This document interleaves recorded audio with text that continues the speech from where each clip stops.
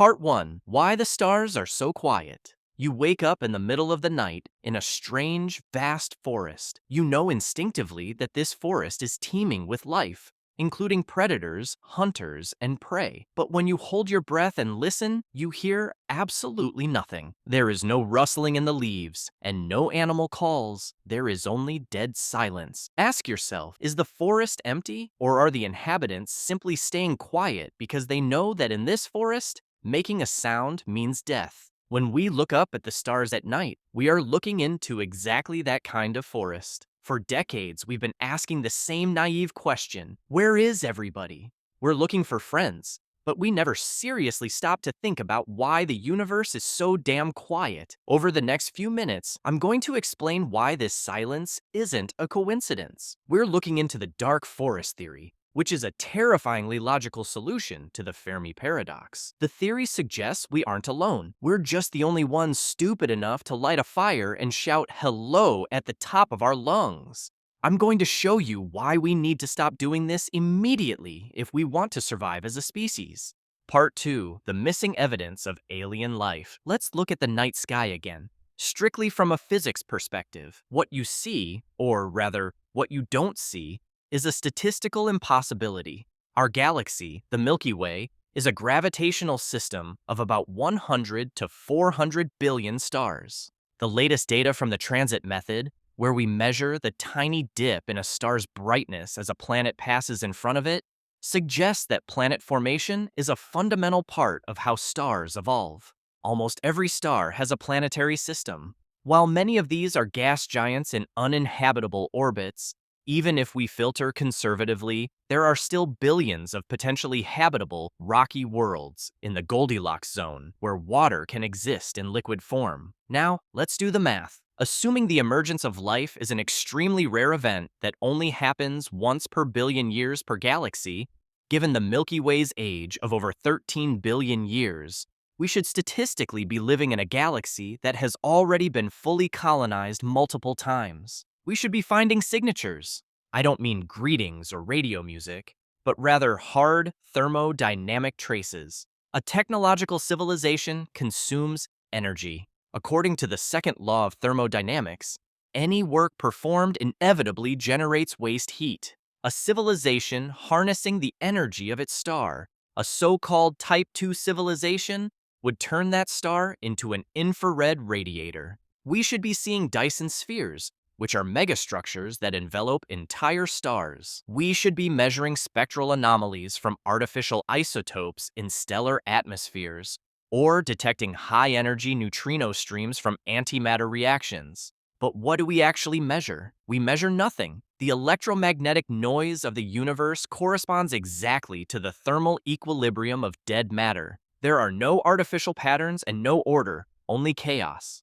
This is the Fermi Paradox in its simplest, most brutal form, representing the massive gap between a mathematical probability of nearly 100% and an empirical observation of 0. For a long time, we interpreted this silence as loneliness. We assumed the great filter that prevents life from flourishing was a biological one, and we thought the jump to complex cells was just extremely unlikely. But there's another solution based on game theory and resource scarcity, namely the dark forest hypothesis. If this hypothesis is correct, then our current habit of broadcasting signals into space isn't scientific progress. Instead, it's a fatal strategic blunder. We are violating the ultimate rule of galactic security. By the way, it's definitely not a mistake to like this video and subscribe if you want to see more like this one. Part 3. The naive ways we revealed our position.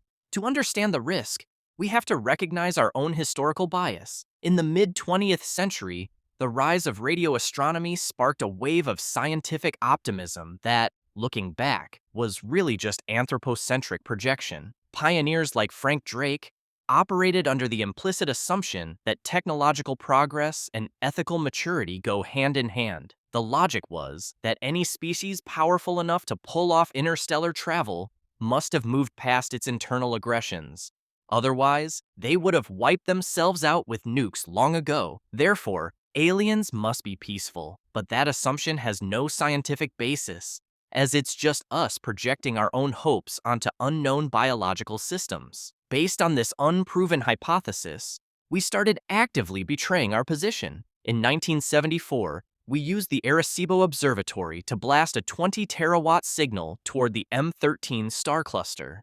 We didn't just encode our math and biochemistry, we also sent our exact location in the solar system relative to the sun. Even worse is the data leak from the Voyager probes. They carry a map showing our position relative to 14 pulsars. Pulsars are rapidly rotating neutron stars that emit incredibly precise signals. Since their rotation slows down predictably over millions of years, they act like cosmic clocks. Any civilization that finds this map can triangulate not just where we are, but by comparing the pulsar frequencies, exactly when the probe was launched. We've handed an unknown observer 3 critical pieces of intel, including our spatial vector, our level of technology, and our biochemical makeup. Strategically speaking, we just lit a magnesium flare in a dark, unmapped territory. Part 4. The cold logic of survival in space. Let's strip away the emotion and look at this axiomatically. The framework of cosmic sociology applies the principles of evolutionary game theory to interstellar distances. The model is built on 2 premises. First, the primary goal of any civilization is survival. This is an evolutionary tautology. If you don't want to survive, you go extinct, and you're no longer part of the game. Second, civilizations grow exponentially, but the resources in their accessible light cone are finite. This inevitably leads to a Malthusian limit. The universe might be infinite, but for any given civilization, there is only a limited amount of reachable stars and matter. Every star one civilization claims is one less star available to another. This creates a competitive pressure that has nothing to do with morality. It's not about evil, but about resource management. Another critical factor is the technological explosion. On a cosmic timescale of billions of years, progress isn't linear. The jump from the Stone Age to splitting the atom took only a few thousand years on Earth, which is a blink of an eye compared to the age of the universe. To an outside observer, our current status is irrelevant. A civilization using primitive radio waves today could master physics enough to become an existential threat in just a few centuries. From the perspective of an advanced civilization, there's no such thing as a harmless neighbor. There are only neighbors who aren't dangerous yet. Part 5. The impossible game of interstellar trust. The biggest hurdle to cooperation is the speed of light. It sets a hard physical limit on communication. Suppose we discover a civilization 100 light years away. A hello takes 100 years to get there, and the reply takes 100 years to get back. A single cycle of dialogue takes 200 years. In that time, that other civilization could make technological leaps we can't even imagine. This leads to the chain of suspicion. We don't know if they're benevolent, even if they are. They don't know if we are, and we know that they can't know if we trust them. Since we can't verify trust through fast communication or treaties, the Nash equilibrium of game theory takes over. In a situation where an enemy attack means total annihilation, which is an infinitely high loss, and a preemptive strike reduces your risk to 0, the only rational move is to strike first. It doesn't matter if the other guy is actually hostile. The mere mathematical probability forces every rational actor into aggression the moment they are discovered. He who hesitates dies. Part 6. Why advanced species stay in the shadows. An often overlooked point is how physically hard it is to hide. Why is everyone so quiet? According to Landauer's principle, information processing is tied to energy consumption. A high-tech civilization running calculations or operating starships generates entropy in the form of heat. To hide a ship from infrared sensors, you'd have to cool it down to the temperature of the cosmic background, which is about 2.7 Kelvin. The problem is, you need energy to cool something down, which just creates more heat somewhere else. Thermodynamically, camouflage is incredibly expensive. The larger a civilization gets, the brighter it glows in infrared. This means advanced civilizations have to be extremely paranoid. They know they're glowing thermodynamically. Every extra active signal, like a radio message, spikes the probability of being detected. The silence in the universe is therefore not inactivity. It is the result of extreme discipline to minimize the thermodynamic footprint. Part 7. The most efficient way to destroy a world. Think about what a preemptive strike would actually look like. If you're picturing massive invasion fleets and laser battles, I hate to break it to you, but that's just not efficient. An advanced actor would use relativistic projectiles. If you accelerate an object to a significant fraction of the speed of light, the laws of special relativity kick in. The mass of the object effectively increases, and its kinetic energy becomes unimaginable. A small projectile that is barely larger than a bullet hitting a planet at 95% the speed of light releases enough energy on impact to ionize the atmosphere and boil the oceans away. It's not a conquest, but a sterilization. It's cost-effective, fast, and absolutely lethal. Since we've already broadcast our coordinates, an attacker wouldn't even have to enter our solar system. They could just fire from a distance at the exact position we so kindly provided for them. Part 8. How we painted a target on our back. Critics often argue that our everyday TV and radio signals would betray us anyway, but that's physically inaccurate. Those signals are omnidirectional, and their intensity drops off following the inverse square law. After just a few light years, they fade into the natural background noise of the Milky Way. To most observers, we are invisible. Targeted messages like Arecibo are different. They use parabolic antennas to focus energy into a tight beam.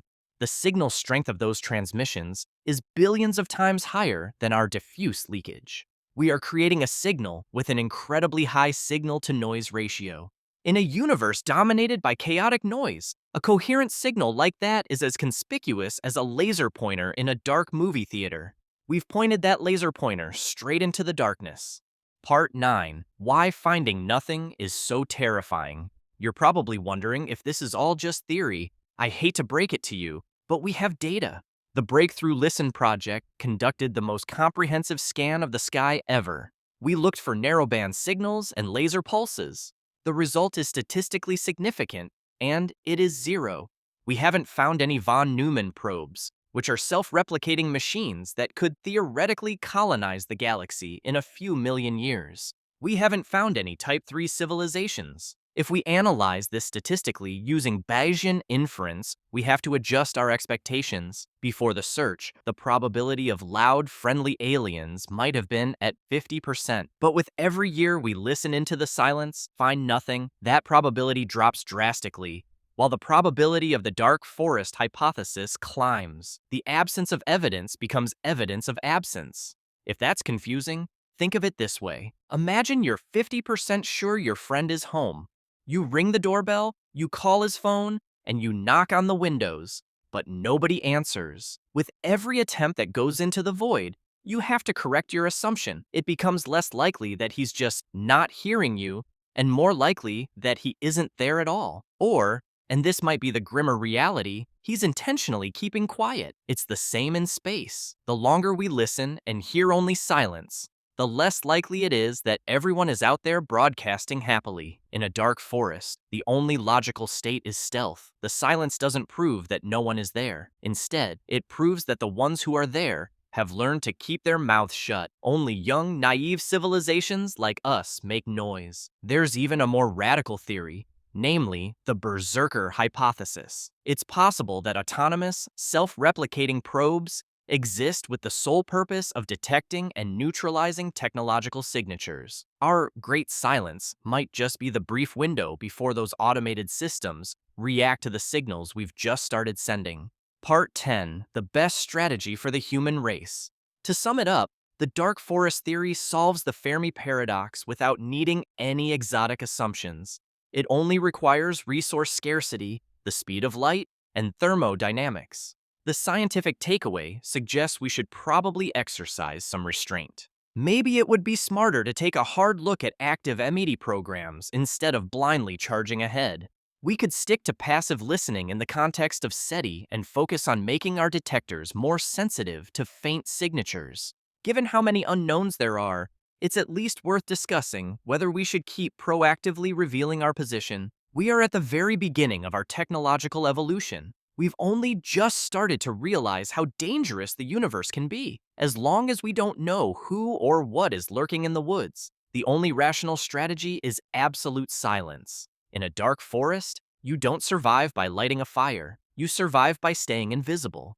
If you enjoyed this video as much as I enjoyed making it, I'd really appreciate it if you used the hype feature to support the channel. See you in the next video.